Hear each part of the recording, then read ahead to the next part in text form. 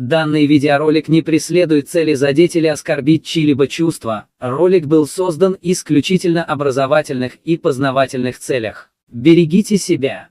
У одного кабардинского князя выросла дочь невиданной красоты. Она была на выданье, и ее отец подыскивал достойного джигита для своей дочери. Будучи дочерью высокочтимого в Кабарде князя, сестрой целой дюжины братьев, наделенная от природы редчайшей красотой, она была очень гордой, как говорится, знала себе цену. Никто не был мил ее сердцу, и по этой причине княжичи боялись засылать сватов к ее отцу. Отец ждал, когда отыщется среди молодых князей тот, который будет мил сердцу его любимой дочери, и был готов породниться с ним, чтобы осчастливить свою единственную дочь-красавицу. Для этого он решил пригласить молодых князей Кабарды на молодежный праздник, где будут проходить скачки на лошадях и другие соревнования. Авось кто-то из них понравится дочери. Весть об этом докатилась и до соседней Ингушетии.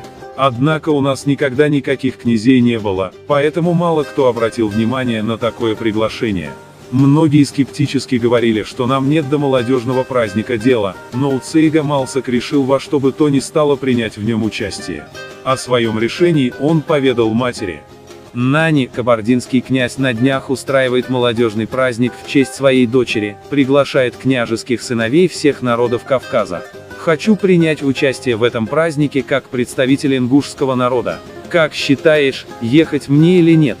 Счастливой дороги тебе, мой мальчик. Он-то приглашал княжеских сыновей, но мы-то не князья, у нас, у ингушей, никогда их не было. Тебя могут не допустить, когда узнают о том, что не князь. У тебя могут возникнуть трудности по соблюдению княжеского этикета. И если ошибешься, тогда позор ляжет не на тебя и наш дом, а на весь народ ингушский. Лучше лишиться всего, чем допустить ошибку, порочащую свой народ. Лучше бы нам спокойно жить без этого, но если ты решил, сынок, счастливой тебе дороги. Нани, у нашего народа есть пословица: пусть не родится недостойный сын, а если родится, пусть не доживет до вечера. Я еду туда не ради личной славы или выгоды, хочу добиться славы своему народу. Мы хоть и не князья по званию, но по достоинству каждый из нас равен князю. Я заслужу славу для своего народа. Не допущу, чтобы этот слет прошел без представителей моего народа. Мне не присуще яканье, но докажу, что я не хуже любых других. Патриотические чувства сына были по душе матери, и она начала собирать его в дорогу. Кормила и готовила его скакуна, уложила ему на дорогу все необходимое. Провожая его, пожелала удачи и возвращения со славой победителя всех состязаний. Когда Малсак после длинного пути добрался до Кабарды, места предстоящих торжеств, увидел, что народу собралось видимо-невидимо. В душе зародилось сомнение, могут и не обратить внимания. Но княжеские люди достойно встретили его, поинтересовались, откуда он и кто, и тревоги его прошли, потому, как радушно встречали его хозяева и какой ему оказали почет. Ему казалось, что они князья, никак не могли обойтись без него. Конь его был облачен в такую красивую сбрую, да и сам ездок был такой привлекательной внешности, что вся многотысячная толпа не могла оторвать глаз от него. Он стал центром внимания всех. После приветственной речи коня отвели к коновязи, а Малсага по кавказскому этикету старались посадить на самое почетное место. Он, как знаток обычаев кавказцев, сел только на то место, которое соответствовало его возрасту и положению гостя.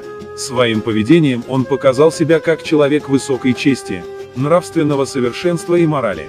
За каждым его словом, за каждым движением, за всем его поведением зорко следила княжеская дочь, которой он понравился больше всех других с первого же взгляда. Гостей усадили за праздничный стол, подали разные кушанья. Малсак заботился о старших, подкладывая им лучшие куски.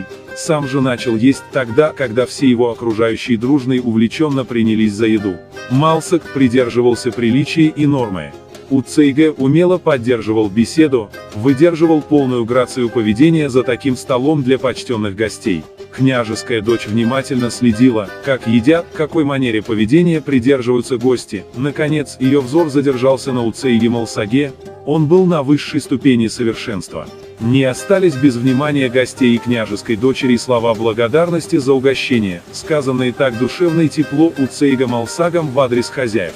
После всего этого Малсак в вежливой форме попросил разрешения встать из-за стола у тамады, подошел к столу, где сидели кабардинские старейшины, сказал им все, что требовалось в таких случаях по общекавказскому этикету, пожелал им долгой жизни, дабы своей мудростью и наставлениями они учили жизни молодых. «Дай Бог», — сказал он в заключение, — «чтобы на радость и счастье нам, молодым, вы всегда были рядом с нами и учили нас жизни, передавая нам свой богатый опыт». Затем он подошел к играющим детям и одарил их деньгами, ласкал их.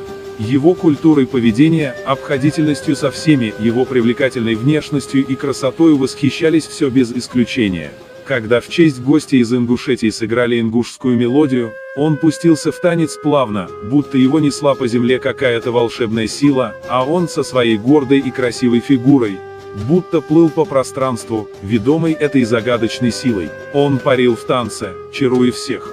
Перед скачками на лошадях Малсак горцевал на своем скакуне под ингушскую мелодию, преодолевая препятствия, на полном скаку выполняя сложные трюки. Он это делал настолько грациозно и красиво, что княжеская дочь воскликнула: «Во всем ты взял верх, славный джигит из Ингушетии». При этих словах она подняла вверх правой рукой золотой кубок с питьем. Последним испытанием для гостей был сам ночлег.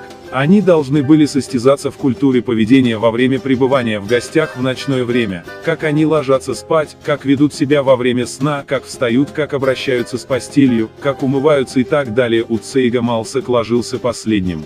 Сняв сапоги, бешмет, шапку, не снимая пояса, поставив локоть правой руки на подушку, подпер голову рукою и в таком положении спал. Ночью была сыграна ложная тревога. Малсак выскочил из дома и поймал нарушителя. Гости даже не проснулись. После тревоги он снова лег в постель в той же позе.